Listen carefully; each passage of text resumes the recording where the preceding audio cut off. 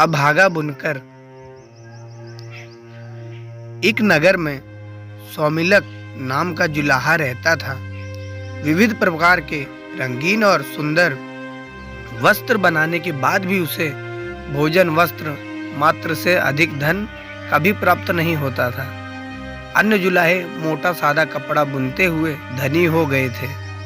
उन्हें देखकर एक दिन सोमलिक के अपने पत्नी से कहा, प्रिय देखो, मामूली कपड़ा बुनने वाले जुलाहे ने भी कितना धन वैभव संचित कर लिया है, और मैं इतना सुंदर उत्कृष्ट वस्त्र बनाते हुए भी आज निर्धन ही हूँ। प्रतीत होता है कि यह स्थान मेरे लिए भाग्यशाली नहीं है, अतः विदेश जाकर धनोपार्जन करूंगा। सोमलिक पत्नी ने कहा, प्रियतम, विदेश में धनोपार्जन की कल्पना मिथ्या स्वप्न से अधिक नहीं। धन की प्राप्ति होनी हो तो स्वदेश में भी हो जाती है, ना होनी हो तो हथेली में आया धन भी नष्ट हो जाता है। अतः यहीं रहकर व्यवसाय करते रहो, भाग्य में लिखा होगा तो यहीं धन की वर्षा हो जाएगी। सोमिलक, भाग्य अभाग्य की बातें तो कायर लोग करते हैं। लक्ष्मी उद्योगी और पुरुषार्थी शेर नर को ही प्राप्त होती है। शेर को भी अपने भोजन के लिए उद्यम करना पड़ता है। मैं भी उद्यम करूंगा, विदेश जाकर धन संचय का यत्न करूंगा। ये कहकर सोमिलक वर्धमानपुर चला गया। वहां 3 वर्षों में अपने कौशल से 300 सोने की मोहरें लेकर वह घर की ओर चल दिया। रास्ता लंबा था, आधे रास्ते में ही दिन ढल गया। शाम हो गई। आसपास कोई घर नहीं था। एक मोटे वृक्ष की शाखा के ऊपर चढ़कर रात बिताई।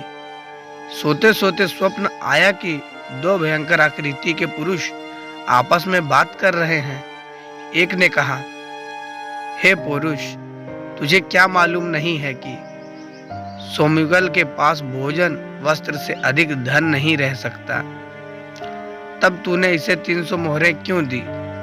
दूसरा बोला, हे भाग्य, मैं प्रत्येक पुरुषार्थी को एक बार उसका फल दूंगा ही। उसे उसके पास रहने देने या नहीं रहने देना तेरे अधीन है। स्वप्न के बाद सोमिलक की नींद खुली तो देखा कि मोहरे के पात्र खाली है।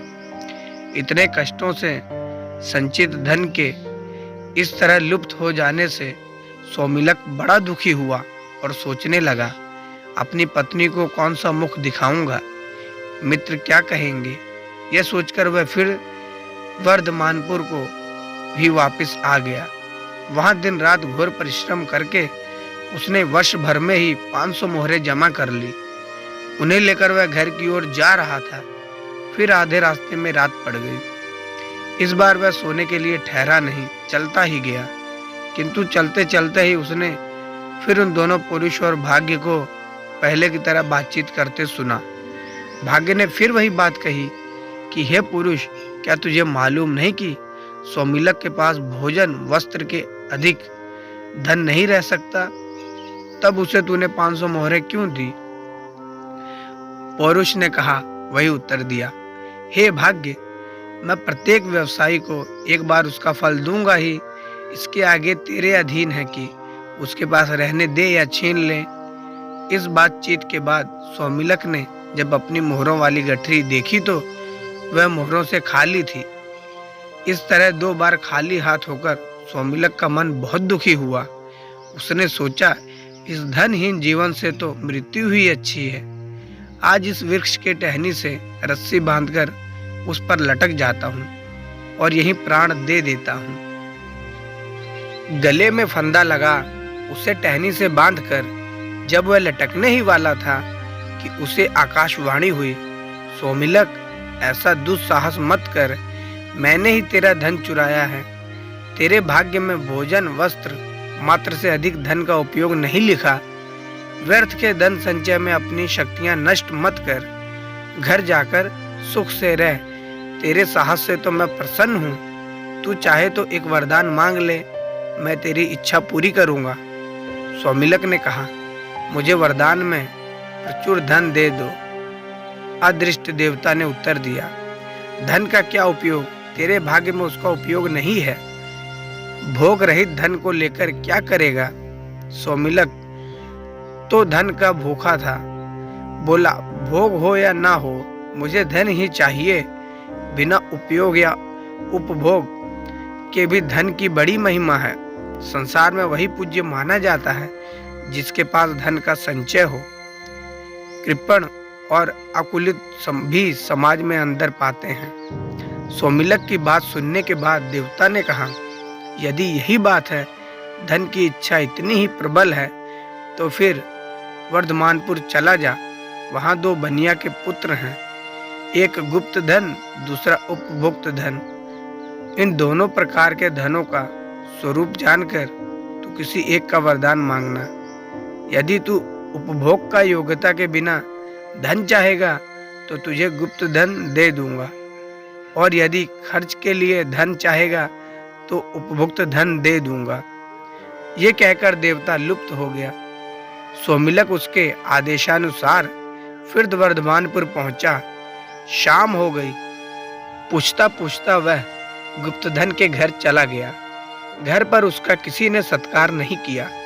इसके विपरीत उसे भला बुरा कहकर गुप्त धन और उसकी पत्नी के घर से बाहर धकेलना चाहा, किंतु सौमिलक भी अपने संकल्प का पक्का था।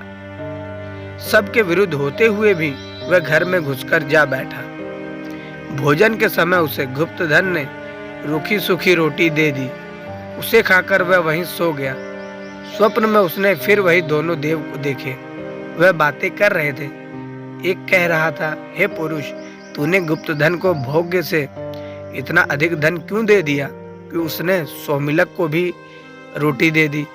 पुरुष ने उत्तर दिया, मेरा इसमें दोष नहीं, मुझे पुरुष के हाथों धर्म पालन करवाना ही है, उसका फल देना तेरे अधीन है। दूसरे दिन गुप्त धन पेचिश से बीमार हो गया और उसे उपवास करना पड़ा। इस तरह उसकी क्षतिपूर्ति हो गई। सौमिलक अगले दिन सुबह उपभक्त धन के घर गया। वहां उसने भोजन आदि द्वारा उसका सत्कार किया। सोने के लिए सुंदर शैया भी दी। सोते सोते उसने फिर सुना, वही दोनों देव बातें कर रहे थे। एक कह रहा था, हे पुरुष, इसने सौमिलक का सत्कार करते हुए बहुत धन व्यय कर दिया, अब इसकी क्षतिपूर्ति कैसे होगी। दूसरे ने कहा, हे भाग्य, सत्कार के लिए धन व्यर्थ करवाना मेरा धर्म था, इसका फल देना तेरे अधीन है। सुबह होने पर सौमिलक ने देखा कि राज दरबार से एक राजपुरुष राजप्रसाद के रूप में धन की भेंट लेकर उपभोक्त धन को दे रहा था। यह देखकर सौमिलक ने विचार किया कि यह संचय रहित उपभोक्त धन की गुप्त धन से श्रेष्ठ है। जिस धन का दान कर दिया जाए या सत्कारों में व्यर्थ कर दिया जाए, वह धन संचित धन की अपेक्षा बहुत अच्छा होता है। तो ये थी हमारी आज की कहानी। आशा करते हैं आपको कहानी पसंद आई होगी। कहानी कैसी लगी कमेंट करके ज़रूर बताएं और वीडियो को लाइक कर दें, शेयर कर दें। चैनल पर नए हो तो सब्सक्राइब करना ना भूलें और बेल आइकन को प्रेस करके ऑल पे सेट कर दें, ताकि ऐसी ढेर सारी रोचक कहानियाँ हम आप तक लाते रहें।